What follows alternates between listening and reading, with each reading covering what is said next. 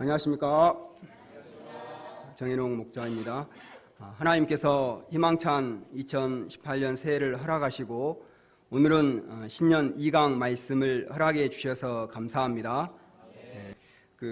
원래 이사야 54장 말씀이 전에는 장막터를 넓히라는 제목으로 많이 했는데 올해는 너는 외쳐 노래할지어다 이렇게 포인트가 좀 바뀌었더라고요. 그래서 말씀을 준비하면서 외쳐 노래하라고 해서 노래를 좀 이렇게 준비를 했는데 부족하더라도 음정 박자가 안 맞더라도 은혜로 이렇게 들으시면 감사하겠습니다. 요절 말씀 1절 같이 읽고 제가 기도하고 시작하도록 하겠습니다. 시작. 잉태하지 못하며 출산하지 못한 너는 노래할지어다. 상고를 겪지 못한 너는 외쳐 노래할지어다. 이는 홀로 된 여인의 자식이 남편 있는 자의 자식보다 많음이라 여호와께서 말씀하셨느니라. 하나님 아버지, 새해를 허락하시고 또 신년 2강 말씀으로 은혜를 주고자 하셔서 감사합니다. 저희에게 하나님이 주시는 희망과 꿈과 비전을 가지고 한 해를 시작할 수 있도록 은혜를 허락해 주시기를 간절히 기도합니다. 저희 너무나 부족합니다. 성령께서 붙으셔서 다만 말씀을 담대히 선포할 수 있도록 도와주시기를 기도합니다. 예수님의 이름으로 기도드렸습니다. 아멘.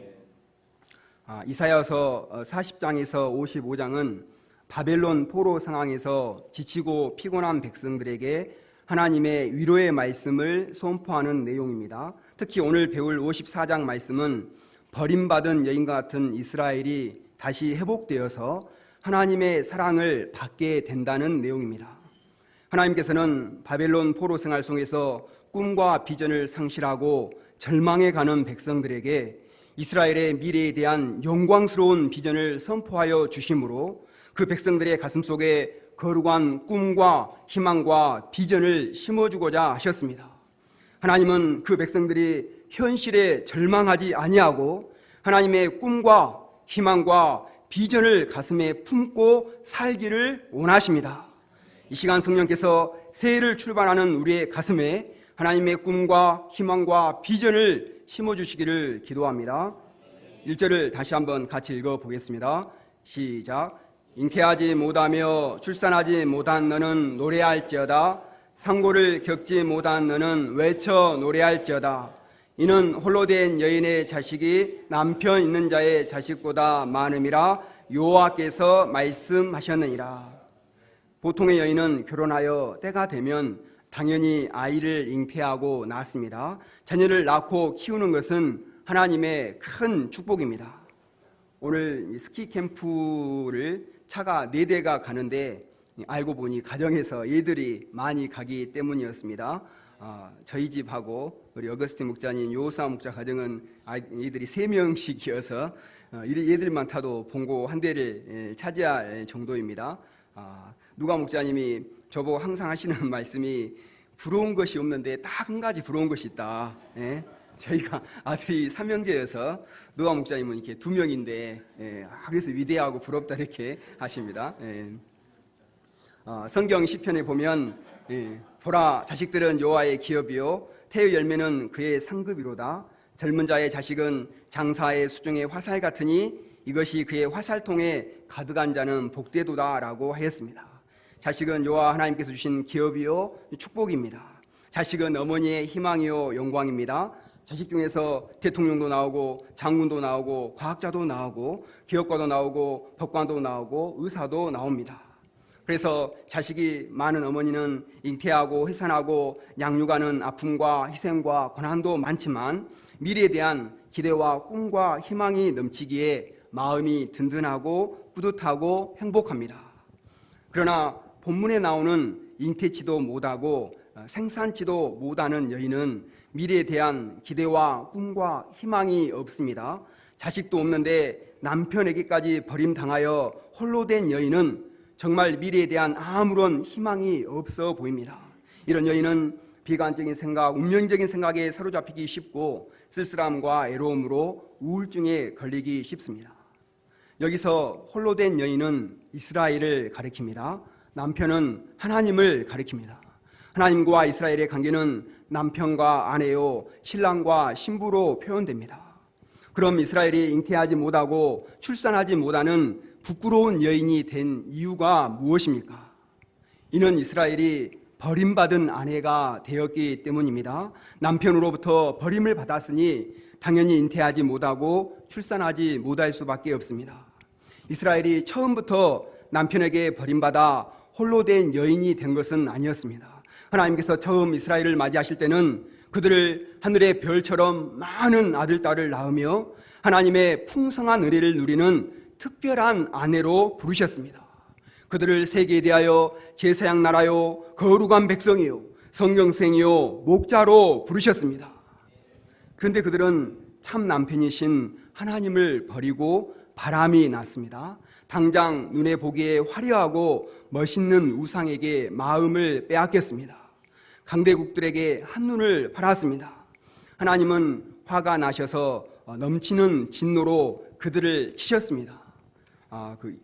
우리가 잘 아는 그 이슬과 심순의 그 심파극에서 김중배의 다이아몬드가 그렇게 좋더냐 이렇게 하듯이 강대국의 우상들이 그렇게 좋더냐, 그러면 그들과 함께 살아봐라 하시면서 70년 동안 이스라엘을 바벨론에서 포로 생활하게 하셨습니다. 그들은 하나님을 찬양하는 노래가 아니라 이제는 바벨론 사람들을 즐겁게 하기 위한 노래를 불러야 했습니다.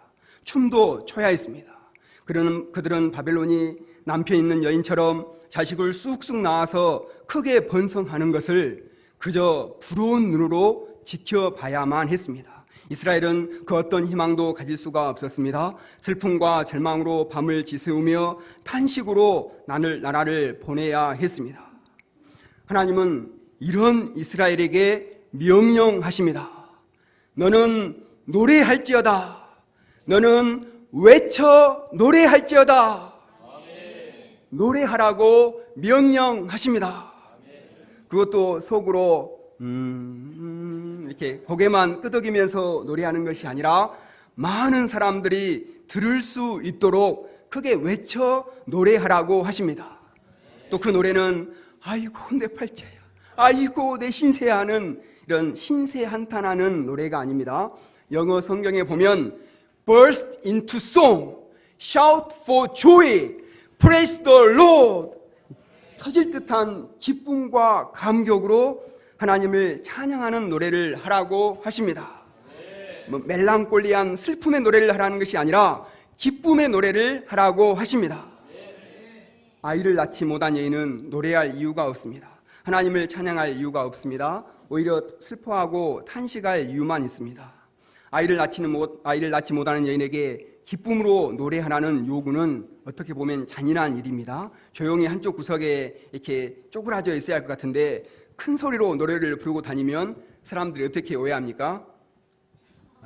이제 너무 힘들어서 미쳤구나라고 이렇게 오해받을 수도 있습니다. 그런데도 하나님은 노래하라고 명령하십니다. 왜 그렇게 명령하십니까? 1절 하반절을 다시 한번 같이 읽어보겠습니다. 시작. 이는 홀로 된 여인의 자식이 남편 있는 자의 자식보다 많음이라 여호와께서 말씀하셨느니라. 하나님께서 홀로 된 여인 같은 이스라엘의 자손들을 남편 있는 강대국 바벨론의 자손보다 많게 하겠다고 말씀하십니다. 이사야 선지자는 하나님께서 약속하신 이 말씀을 믿고 큰 소리로 외쳐 노래했습니다. 일어나라, 빛을 발하라. 이는 내 빛이 이르렀고 여호와의 영광이 내 위에 임하였음이라. 그 작은 자가 천명을 이루겠고 그 약한 자가 강국을 이룰 것이라. 때가 되면 나 여호와가 속히 이루리라. 이사야 선지자는 이스라엘이 바벨론의 포로가 되어 겨우 살아남은 작은 자이지만 장차 천명을 이룰 것을 노래했습니다. 망해버린 이스라엘이 장차 강한 나라를 이룰 것이라는 비전을 노래했습니다. 이사야서 66장 7, 8절에는 이렇게 노래했습니다. 시온은 진통을 하기 전에 해산하며 고통을 당하기 전에 남아를 낳았으니 이러한 일을 들은 자가 누구이며 이러한 일을 본 자가 누구이냐. 나라가 어찌 하루에 생기겠으며 민족이 어찌 한순간에 태어나겠느냐. 그러나 시온은 진통하는 즉시 그 아들을 순산하였도다. 멸망한 나라가 다시 회복되어 나라와 민족을 이루긴 한 불가능에 가깝습니다. 또 나라를 회복해도 강대국이 되는 경우가 드뭅니다. 그러나 하나님은 나라와 민족을 이루는데 많은 시간을 필요치 않으십니다. 단 하루 한순간이면 민족과 나라를 이루시는 전능하신 하나님이 되십니다. 이 하나님을 믿을 때 우리는 어떤 절망적인 상황에서도 크게 외쳐 노래할 수 있습니다. 우리나라는 36년간 일제의 식민 통치를 받았습니다. 어렵게 해방되었지만 바로 6.25 전쟁을 겪으면서 폐허가 되었습니다. 강대국의 원조가 없으면 당장 나라를 유지하기도 힘든 나라였습니다. 그야말로 버림받아 홀로 된 여인처럼 불쌍하고 가련한 나라였습니다. 그때 부르던 노래는 깊은 슬픔과 가슴 절절한 한이 서린 노래였습니다. 울 밑에 선 봉선하야 내 모양이 처량하다. 이런 억압받던 백성들이 말할 수 없는 고생과 한숨 속에 부르던 노래였습니다. 목포의 눈물이나 눈물 젖은 두만강도 마찬가지입니다. 그러나 우리가 늘 슬프고 한맺힌 노래만 부른 것은 아니었습니다. 절망 중에도 새벽종이 울렸네, 새 아침이 밝았네, 잘 살아보세 하는 노래를 부르며 새벽부터 밤 늦게까지 열심히 일했습니다. 그럴 때 폐허 속에서 한강의 기적을 이루었습니다. 6.25 전쟁이 1953년에 끝났거든요. 근데 한강의 기적이 언제 이 용어 나온지 아신가요? 한강의 기적이 1988년 서울 올림픽 때 이 단어가 나왔습니다. 그러니까는 53년에 끝나서 88년이니까 35년 만에 이런 역사가 일어났습니다. 이사야 말씀처럼 하나님께서 기적적으로 이 나라, 이 민족을 세계에 우뚝 세워주셨습니다. 지금은 세계에서 유일한 분당 국가임에도 세계 10위권의 경제대국이 되게 하셨습니다. 영적으로도 세계의 선교사를 두 번째로 많이 파송하는 영적 강국이 되게 하셨습니다. 지금 우리나라를 보면 바다끝 작은 섬에서부터 도시 골목골목마다 뭐가 있습니까? 십자가 교회가 있습니다. 또 캠퍼스에는 우주국처럼 많은 선교단체들이 생겨났습니다. 하나님께서 이를 통해 세계 선교를 앞장서서 감당하는 큰 축복을 주셨습니다. 56년 전 강주에서 시작된 우리 유배프 모임도 처음에는 지극히 작고 보잘것이, 그러나 믿음의 선배들은 슬프고 절망적인 상황에서도 하나님만을 믿고 외쳐 노래를 불렀습니다. 우리가 세계 선교 때마다 외쳐 부르는 구호가 무엇입니까? 같이 한번 해볼까요? 시작. 성서한국 세계 선교 장막터를 넓혀라, 이렇게 외치며 기도와 전도에 전념하였습니다. 어찌하든지 1대1 말씀을 공부하고자 일을 썼습니다. 저 북방 얼음산과 또 태양산 오섬, 저 남방 모든 나라 수많은 백성들, 찬송을 부르며 선교지로 나갔습니다. 그럴 때 전 세계 99개국에 2,000여 명의 선교사를 파송하는 모임으로 축복해 주셨습니다. 2041년까지 233개국에 10만 명의 선교사를 파송하여 섬기는 비전을 주셨습니다. 외쳐 노래하며 도전할 때 놀라운 역사들이 일어남을 보게 됩니다.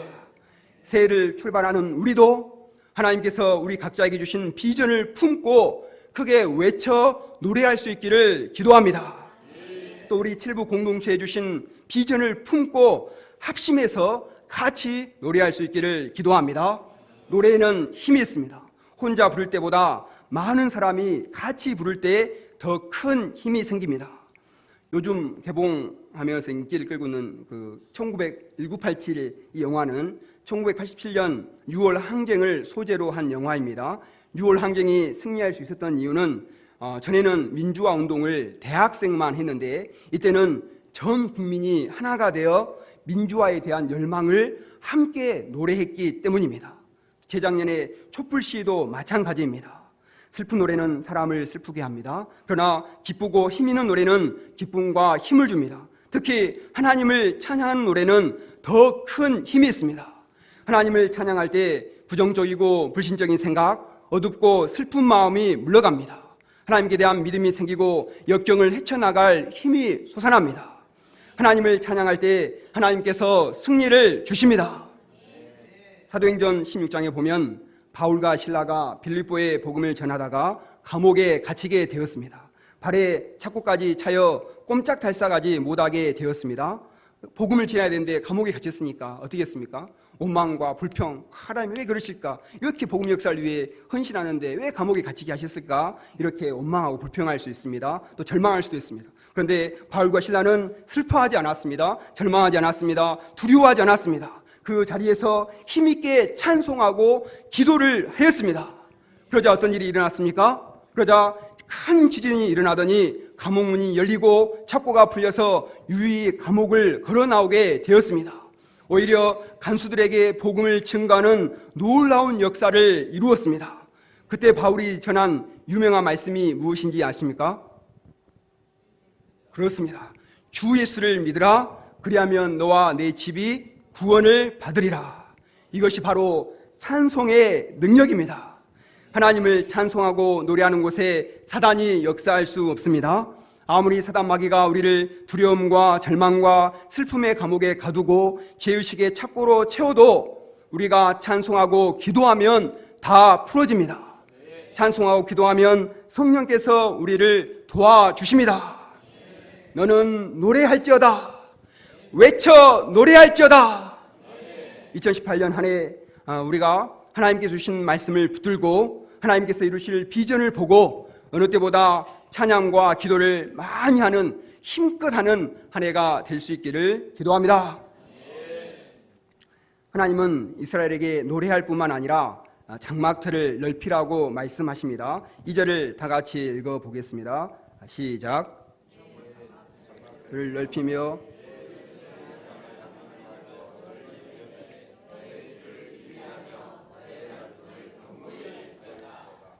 당시 여인은 가족용 장막을 세우고 유지하는 일을 책임졌습니다. 자식이 없는 여인은 장막을 치되 몇 인용 장막만 치면 될까요? 2인용? 남편도 없는데 1인용 장막만 치면 됩니다. 요즘 많은 학생들이 1인용 원룸 고시원에 살고 있습니다. 우리 교회 앞에도 원룸 건물입니다. 그런 좁은 공간에 살면 나도 모르게 몸도 마음도 좁아집니다. 믿음도 비전도 작아져서 오직 자기 살 궁리만 하게 됩니다. 그러나 더 이상 그렇게 살면 안 된다고 하십니다. 하나님은 1인용 텐트가 아니라 장막틀을 넓히라고 명령하십니다. 휘장을 아끼지 말고 널리 펴되 줄을 길게 하고 말뚝을 견고하게 박으라고 명령하십니다. 왜 그래야 합니까? 3절을 같이 읽어보겠습니다. 시작. 이는 내가 좌우로 퍼지며 내 자손은 열방을 얻으며 황폐한 성읍들은 사람 살 곳이 되게 할 것임이라. 이스라엘 자손들은 장차 하늘의 별과 해변의 모래처럼 많아질 것이기 때문입니다. 그들이 좌우로 퍼져서 열방을 얻게 될 것이기 때문입니다. 그들로 말미암아 황폐한 성읍이 사람 살 곳이 될 것이기 때문입니다. 그러므로 내 한 몸 겨우 누일 1인용 텐트가 아니라 넓은 정원과 호수와 놀이터를 갖춘 대저택을 지으라는 것입니다. 장차 이스라엘에게서 열방을 얻을 많은 자손이 태어날 것이기 때문에 장막틀을 넓히고 넓히되 땅끝까지 넓히라고 하십니다. 장막틀을 넓히기 위해서는 하나님께 대한 믿음이 있어야 합니다. 하나님께 대한 믿음을 가지고 마음의 스케일을 넓혀야 합니다. 아직은 빈 땅이지만 하나님께서 차고 넘치도록 축복하실 것을 바라보는 믿음이 있어야 합니다.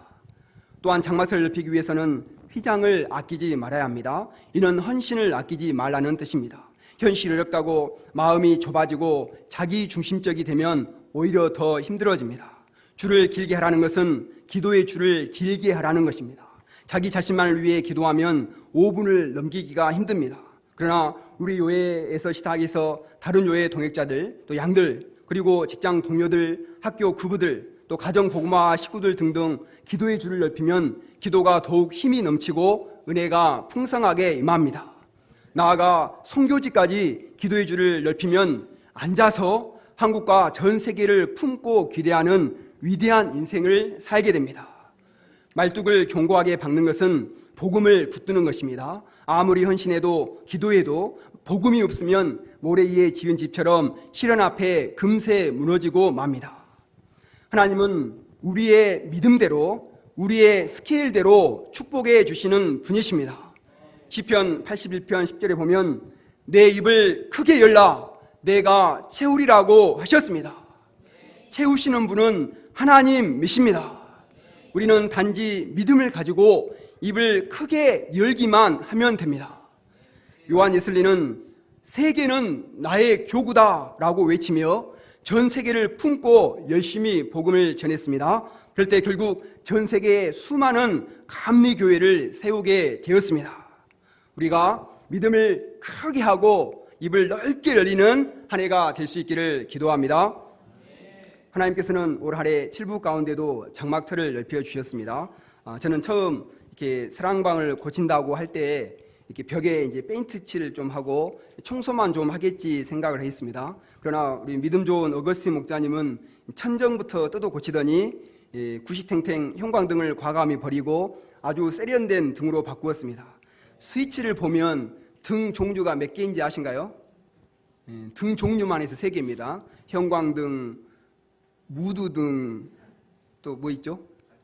간접등 이렇게 등 이렇게 아주 이렇게 했습니다. 그리고 환기 시설을 설치해서 공기의 질을 아주 나쁨에서 좋음으로 바꾸고, 또 수도 시설을 설치해서 음식을 먹을 수 있는 공간으로, 또 커피를 내리는 기계를 설치해서 커피를 마시며 교제할 수 있는 카페로, 거기다가 피곤한 사람들을 배려해서 소파까지, 그야말로 사람 사는 공간이 되게 하였습니다. 작년 한 해 이 넓어진 장막터에서 동역자들은 쉬고 음식을 나누며 교제하며 또 양들을 섬기고 2부 또 3부 또 JBF 양들까지 섬기는 은혜를 누리게 되었습니다.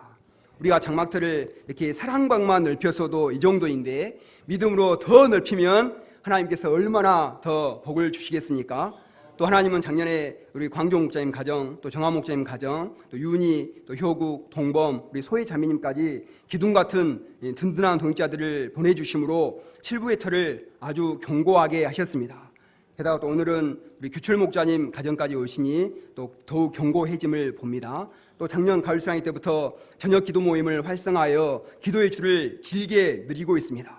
하나님께서 우리 7부의 장막터를 계속해서 넓혀주시고 채워주시도록 채우시는 역사를 계속 이루어주시기를 기도합니다. 2018년 학생회 12명 재양성 역사를 이루어주시고 50명 예배 역사를 이루어주시기를 기도합니다. 또 그동안 우리가 2부, 7부 이렇게 같이 연합해서 했기 때문에 지금 7부 선교사가 없는데 또 7부에서도 선교사를 파송할 수 있도록 은혜를 허락하시기를 기도합니다. 그러나 우리가 조심해야 할 것이 있습니다. 환경의 장막터는 넓어졌지만 마음의 장막터가 아직도 좁은 채로 또 자기만 생각하고 있다면 아무 의미가 없을 것입니다. 2부 백악센터도 처음 터를 넓혀서 건물을 지었지만 마음의 장막터가 닫혀버렸을 때 채워지는 역사가 아니라 빈 역사뿐이었습니다. 마음의 장막터를 넓혀서 자기 생활에만 매여있지 않고 동역자와 양들의 어려움과 아픔을 돌아보고 섬겨야 합니다. 또 신년 말씀처럼 생각과 스타일이 다른 동역자를 할지라도 이해하고 양보하고 합심 성령의 그릇을 이룰 때 하나님께서 넘치게 채우시는 역사를 이루실 것을 믿습니다. 우리는 2017년 한 해를 돌아볼 때 부족하더라도 말씀을 붙들고 여러 모양으로 헌신하고 기도하고 도전하였습니다. 그러나 1년을 돌아볼 때 열매보다 허물진 자신의 모습만 보이고 또 빈 구물만 보일 때 힘이 빠집니다. 해봤자 안 될 것이라는 부정적인 생각이 들고 점점 헌신의 휘장이 줄어들고 기도의 줄이 짧아지기 쉽습니다. 더 이상 노래도 부르기 싫습니다. 노래 부를 마음조차 생기지 않습니다. 또 새롭게 시작할 엄두가 나지 않습니다. 그러나 두렵기만 합니다. 그러나 하나님은 이런 우리에게 말씀하십니다. 4절을 보십시오. 하나님은 두려워하지 말라고 명령하십니다. 다시는 수치를 당하지 않으며 부끄러움을 보지 않으리라고 말씀하십니다. 이는 하나님이 다시 우리의 참 남편이 되어주시기 때문입니다. 5절을 보십시오. 이는 너를 지으신 이가 내 남편이시라. 그의 이름은 만군의 여호와시며 내 구속자는 이스라엘의 거룩한이시라. 그는 온 땅의 하나님이라 일컬음을 받으실 것이라. 우리의 참 남편 하나님은 보통 남편이 아니십니다. 하나님은 온 땅을 지으신 창조주이십니다. 이스라엘의 구원자이시며 거룩하신 분이십니다. 참 남편 하나님은 죄로 인해 버림받은 아내 이스라엘을 다시 불러주십니다. 7, 8절을 같이 읽어보겠습니다. 시작. 내가 잠시 너를 버렸으나 큰 긍휼로 너를 모을 것이요 내가 넘치는 진노로 내 얼굴을 내게서 잠시 가렸으나 영원한 자비로 너를 긍휼히 여기리라. 내 구속자 여호와께서 말씀하셨느니라. 하나님은 이스라엘이 범죄함으로 그들을 잠시 버리셨습니다. 잠시 얼굴을 가리셨습니다. 그러나 하나님은 긍휼이 풍성하십니다. 하나님은 그 큰 긍휼로 그들을 다시 모으시고 영원한 자비로 그들을 긍휼히 여겨주십니다. 하나님은 노아를 긍휼히 여기사 다시는 홍수로 심판하지 않겠다 약속하시고 그 증표로 무지개를 보여주셨습니다. 무지개 언약은 예수님의 십자가로 나타났습니다. 이사야 53장에서, 지금 우리가 54장인데 바로 앞장 53장에서 예수님이 우리의 죄를 대신하여 고난받는 종으로 오실 것을 예언했습니다. 이사야 예언대로 예수님은 이 땅에 오셔서 십자가에 못 박혀 죽으심으로 우리를 하나님과 화평하게 하셨습니다. 하나님이 예수님의 피로 우리와 화평의 언약을 맺으셨습니다. 예수님을 십자가에 죽기까지 내놓으신 하나님의 사랑은 언제까지나 떨어지지 않습니다. 이 세상 모든 것이 흔들려도 산들이 떠나며 언덕들이 옮겨져도 하나님의 사랑은 영원합니다. 하나님의 자비는 결코 우리에게서 떠나지 않습니다. 하나님은 장차 다시 오실 예수님을 통해 만유를 회복하시기까지 우리와 영원히 함께 하십니다. 우리가 이 하나님을 믿을 때 두려워하지 않고 다시 도전할 용기가 생깁니다. 새해가 시작된 지 일주일이 지났습니다. 우리가 올해는 이사야를 통해 주신 말씀대로 힘차게 노래하는 한 해가 될 수 있기를 기도합니다. 힘든 현실만을 바라보고 안 된다고 생각하고 할 수 없다고 말하면 안 되겠습니다. 믿음으로 외쳐 노래할 수 있기를 기도합니다. 그럴 때 하나님께서 우리의 믿음을 보시고 능력으로 역사하실 줄을 믿습니다. 또한 마음의 장막틀을 넓히며 기도의 줄을 길게 하고 복음신앙의 말뚝을 견고히 할 수 있기를 기도합니다. 그럴 때 하나님께서 예비하신 은혜가 가득하고 우리 7부 장막에도 은혜로운 양들로 가득 채우실 것을 믿습니다. 1절 말씀 같이 읽고 제가 기도하고 마치겠습니다. 시작. 잉태하지 못하며 출산하지 못한 너는 노래할지어다. 상고를 겪지 못한 너는 외쳐 노래할지어다. 이는 홀로 된 여인의 자식이 남편 있는 자의 자식보다 많음이라 여호와께서 말씀하셨느니라.